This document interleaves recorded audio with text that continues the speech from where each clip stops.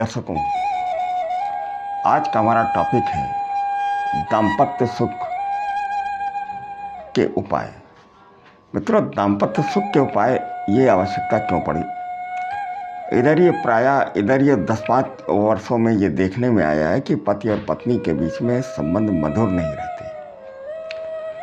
इसके पीछे क्या कारण है?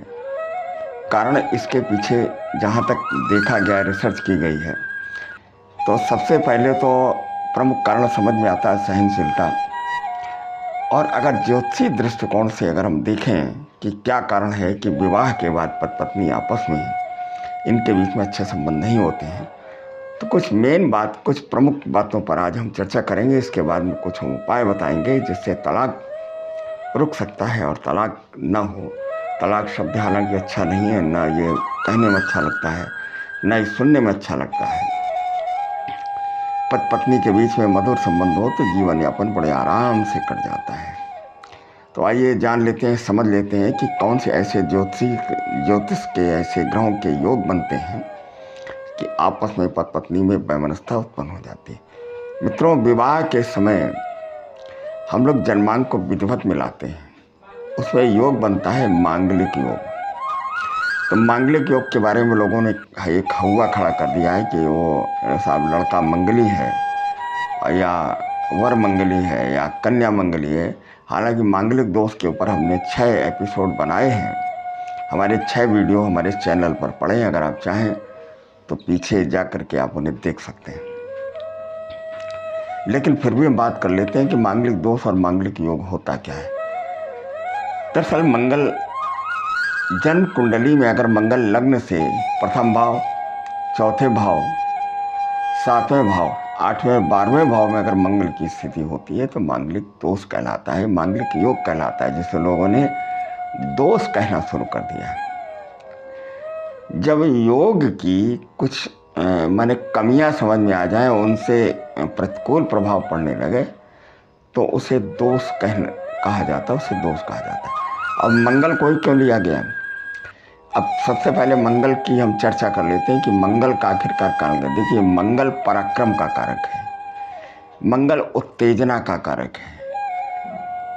मंगल अगर मान लीजिए मंगल लग्न में है तो मंगल करता क्या है कि अगर मंगल की 2 राशियां मेष और वृश्चिक है, अगर मंगल मेष राशि और वृश्चिक राशि में नहीं है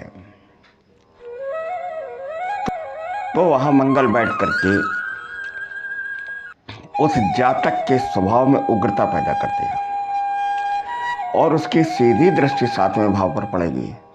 7वां भाव जीवन साथी का होता है, माने अगर पुत्र है तो पुत्र वधू का स्थान है और अगर कन्या है तो उसके वर का स्थान है। तो मित्रों, मंगल प्रथम स्थान में बैठ करके क्रूरता, एक तो उसके स्वभाव में उग्रता ले आएगा और दूसरी चीज़ उसकी दृष्टि पड़ेगी 7वें स्थान पर।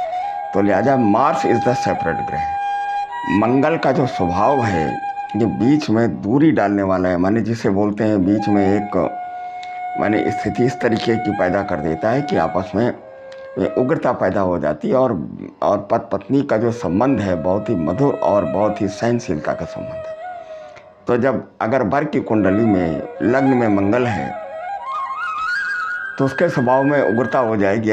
अगर कन्या की कुंडली में है तो कन्या के स्वभाव में उग्रता पैदा हो जाएगी। तो एक तो कारण ये होगा कि मंगल अगर चौथे स्थान और 7वें स्थान, 8वें, 12वें स्थान में है तो मंगल माने मांगलिक दोष बनेगा और ये हो सकता है कि आपस में स्थिति न बने और उनमें तलाक की स्थिति उत्पन्न हो। अब बात कर लेते हैं अगर चौथे स्थान में है। चौथा स्थान एक केंद्र का स्थान है, केंद्र के स्थान में मंगल, ये चौथा स्थान ये स्त्री स्थान होता है, माने अगर काल पुरुष की कुंडली में देखें ये माता का स्थान है। ये स्थान वास्तव में चंद्रमा का स्थान है और यहाँ पर बैठ करके मंगल की चौथी दृष्टि 7वें भाव पर पड़े। मंगल की तीन दृष्टियाँ हैं, एक तो चौथी हो गई, 7वीं और 8वीं, और मंगल जहाँ बैठता वहाँ। तो चौथे स्थान से मंगल अपनी चौथी दृष्टि से 7वें भाव को देखेगा जो उसके जीवन साथी के साथ यहाँ विकरूपता पैदा होगी। तो लिहाजा मांगलिक दोष का प्रभाव अगर चौथे स्थान में मंगल है तो भी एक तलाक का योग बनेगा।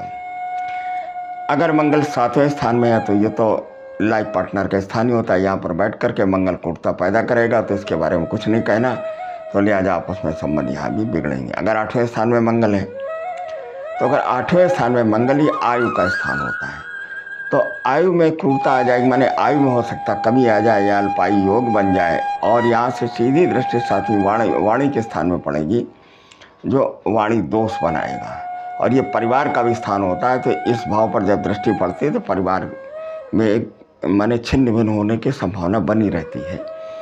और ये 8वें स्थान में मंगल बैठ कर के दुर्घटना कारक है। कब? जबकि वो अपनी स्वयं की राशि एक राशि माने 1 नंबर 8 नंबर माने मेष राशि वृश्चिक राशि में नहीं है। तो ये तो एक मंगल का कारण हो गया। और भी तमाम कारण होते हैं कि 36 गुण होते हैं, 36 में से कम 26 गुण मिलने चाहिए, जिनमें से एक मांगलिक दोष भी है। दूसरा, उनमें आपस में वश भी देखा जाता है। अगर उन दोनों ग्रहों के स्वामियों में अगर आपस में एक दूसरे को सहन करने की शक्ति नहीं है तो भी उनमें संबंध बिगड़ सकते हैं। दूसरा कारण होता है शनि, और तीसरा कारण होता है उनका जॉब और नौकरी। इस आधुनिक युग में पत्नी भी कमाना चाहती है और पति भी कमाना चाहता है, और इस तरीके से उन लोगों की ट्रांसफ़र वाली नौकरियां होती हैं। तो पति का ट्रांसफ़र हो गया 500 किलोमीटर दूर, पत्नी का भी ट्रांसफ़र हो गया 500 किलोमीटर दूर। अब आपस में उन दोनों लोगों में तालमेल नहीं बैठता तो होता ये कि भाई तुम अपनी रास्ता चलो, हम अपनी रास्ता चलें।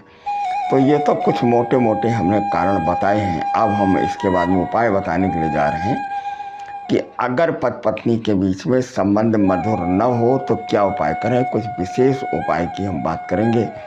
हमने कुंडली में कुछ विशेष योगों की बात की जिससे तलाक हो सकता है। तलाक करवाने में शनि का भी एक प्रमुख रोल होता है। सैटर्न इज ए सेपरेटर ग्रह। शनि एक आपस में विरोधी ग्रह है कि जिस भाव में बैठता है उस भाव के कारकत्व में कमी ले आता। कारकत्व का मतलब समझते हैं? उसका जो गुण है, उसका जो नेचर है, उसमें वो कमी ले आता। आइए अब हम कुछ उपाय की बात करते हैं जो महत्वपूर्ण उपाय हैं, और मित्रों हम ये चाहेंगे कि इसे आप लोग करें, और करने के बाद और इसका जो फ़ायदा हो, इसका जो लाभ हो, हमें कमेंट बॉक्स पर अवश्य बताएं। इसको प्रारंभ करने से पूर्व आपसे एक निवेदन है हमारा कि हमारे इस चैनल को सब्सक्राइब अवश्य करें। अगर आप लोग सब्सक्राइब कर देते हैं तो मैं ये समझता हूँ कि हमारी बात आप तक पहुँची, और आप अगर इसे शेयर कर देंगे तो अन्य लोगों को भी इसका लाभ प्राप्त होगा। आइए प्रारंभ करते हैं कि क्या उपाय है। पति पत्नी के बीच किसी भी बात को लेकर यदि विवाद उत्पन्न हो और कलह का रूप ले ले, और कलह इस हद तक बढ़े कि आपस में तलाक की स्थिति पैदा हो, तो मधुर और प्रेमपूर्ण संबंधों के लिए क्या करना चाहिए, कुछ उपाय की हम बात करेंगे। पति और पत्नी अधिक समय नहीं दे पाते, यह तो एक मेन कारण होगा। तो सबसे पहले उस कारण को हटाने का प्रयास करें कि आपस में पति पत्नी ज़्यादा से ज़्यादा समय एक दूसरे को दें। और महिला जातक को चाहिए ये कि देवगुरु बृहस्पति की सेवा और आराधना करें। केले के पेड़ का, केले के वृक्ष का पूजन करें। यह उपाय शुक्ल पक्ष के प्रथम गुरुवार से आरंभ करें। गुरुवार का व्रत रहे, कम से कम 16 गुरुवार का व्रत रहे। गुरुवार को प्रातः स्नान कर पीले वस्त्र धारण करें। एक तांबे के पात्र में जल में गुड़ व पिसी हल्दी मिला लें। 1 नारियल 2 आटे के पेड़े, गीली चने की दाल व गुड़ लें, और केले के वृक्ष के पास जाकर वृक्ष पर हल्दी से तिलक लगाएं, उसका पूजन करें, और शुद्ध घी का दीपक जलाएं, अगरबत्ती अर्पित करें। देवगुरु से अपनी समस्या के लिए निवारण की प्रार्थना करें, और यथासंभव 108 बार एक मंत्र है, वो मैं बता रहा हूँ। ओम ग्राम ग्रीम ग्राम सा गुरुवे नमः, इस मंत्र का जाप करें। कम से कम 1 माला करना चाहिए। आटे के पेड़े व सामग्री गाय को खिला दें, और नारियल को शुद्ध स्थान पर रख दें। अगले बार जब गुरुवार को किसी मंदिर में जाएं तो उस नारियल को चढ़ा दें। ये 16 गुरुवार करना है। सिंदूर व अन्य पूजा सामग्री भी चढ़ानी है, और इसे माँ के चरणों में अर्पित कर देना है, माता दुर्गा के चरणों में। अपनी समस्या का निवेदन कर माँ से ये कहें कि उनका जो कवच है 108 बार अथवा बम के 32 नाम की माला करें या 108 नाम कर लें तो ज़्यादा बढ़िया है। पाठ के बाद नारियल किसी बच्चे से फोड़वा दें, वह सिंदूर लेकर घर आ जाएं। अगले गुरुवार को पुनः यही क्रिया करें। बुधवार को भी यही क्रिया करनी है। इस प्रकार आपको 3 गुरुवार व 3 बुधवार यह करना है। मतलब आप जो समझ लीजिए, आपने जो सिंदूर एकत्रित किया उसे भोग भरने के में प्रयोग करें, माने उसे माफ़ कीजिएगा मांग भरने में प्रयोग करें, उसे मांग में लगाएं। कुछ ही समय में आप भी देखेंगे चमत्कारिक फल में इसके आपको रिजल्ट मिलेंगे। उपाय जितने विश्वास से करें उतनी ही जल्दी लाभ होगा। एक अगले उपाय की और बात कर लेते हैं। कृष्ण पक्ष की अष्टमी अथवा चतुर्दशी को आप घर के पूजा स्थल में माँ दुर्गा को धूप दीप अर्पित कर थोड़ा सा सिंदूर, 12 नारियल चूड़ियाँ और मंगल सूत्र के रूप में धागा अर्पित करें।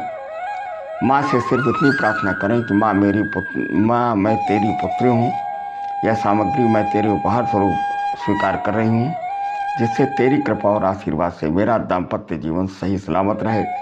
इतना करने के पश्चात प्रणाम कर मंदिर में थोड़े से सिंदूर से मांग भरें तथा मंगल सूत्र का धागा और चूड़ी धारण कर लें। इसके बाद में पुनः उन्हें प्रणाम करें, मंदिर से बाहर आ जाएं। बचे सिंदूर को आप अपने प्रयोग करने वाले सिंदूर में मिला लें जिससे आप मांग भरते हैं। दाम्पत्य जीवन की किसी भी समस्या के लिए यह उपाय अत्यंत लाभकारी है, आजमाया हुआ है। पहले गुरुवार को आप किसी चौराहे के पीपल पर जाएं, शुद्ध घी का दीपक और चंदन की अगरबत्ती अर्पित कर एक पात्र में या दोने में 3 तरह की मिठाइयाँ अर्पित करें और प्रार्थना करें कि मेरे दाम्पत्य जीवन में इस प्रकार की समस्या आ रही है, देव गुरु बृहस्पति आपके आशीर्वाद से इस समस्या का निवारण आप करें। आपसे निवेदन है कि मेरी समस्या तत्काल इसे आप इसका समाधान निकालें। मैं साक्ष्य रूप से यह कील आपके समक्ष मिट्टी में दबा रहा हूँ और एक कील ले लें और उसे मिट्टी में दबा दें। जब आपकी कृपा से मेरी समस्या का समाधान हो जाएगा तब यह मैं कील निकाल कर ले जाऊँगा। इतना कहकर बड़ी कील लेकर उसमें लाल धागा बांध दें और पीपल के समक्ष मिट्टी में दबा दें। देखिए तने में नहीं लगाना है, तने की जड़ में नीचे उसे मिट्टी में दबा देना है। जब आपकी समस्या का समाधान हो जाए तो कील निकाल कर एक जटा नारियल के साथ में जल में प्रवाहित कर दें। दाम्पत्य जीवन की समस्याएं समस्त निपट जाएंगी। आप नियमित रूप से केले और पीपल के वृक्ष की सेवा करते रहें। गुरुवार को केले और पीपल में सामान्य जल और शुद्ध घी का दीपक और शनिवार को पीपल में सरसों के तेल का दीपक और मीठा जल अर्पित करें, माने थोड़ा सा गुड़ वगैरह डाल लें। ऐसा करने से किसी प्रकार की समस्या आपके दाम्पत्य जीवन में नहीं आएगी। मित्रों, ये तो हमने कुछ ऐसे उपाय बताए जिनका लोगों ने जिन्हें किया है और जिससे इन्हें लाभ हुआ है, लेकिन सबसे बड़ा उपाय आपकी समझदारी और आपकी सहनशीलता है। देखिए, स्त्री के लिए गुरु पति का कारक गुरु है, उसको रिप्रेजेंट करता है, और एक पुरुष के लिए शुक्र उसका कारक है स्त्री का। तो लिहाजा पुरुष को ये चाहिए, जो बराबर के हिस्सेदार है पत्नी, तो लिहाजा उसका कहीं भी किसी भी दशा में किसी भी स्थिति में उसका अपमान न करें। और पत्नी को ये चाहिए कि पति परमेश्वर है, तो लिहाजा उनकी आज्ञा जो मानने योग्य है उसका पालन करें और उसे मानते रहें। इसके साथ में हम इस वीडियो को इस आशा के साथ में समाप्त कर रहे हैं कि आप हमारे इस चैनल को लाइक, शेयर और सब्सक्राइब अवश्य करेंगे ताकि हमारा भी मनोबल बढ़े। और इसके साथ में हम मिलेंगे किसी अगले टॉपिक के साथ में। धन्यवाद, नमस्कार, जय श्री राम।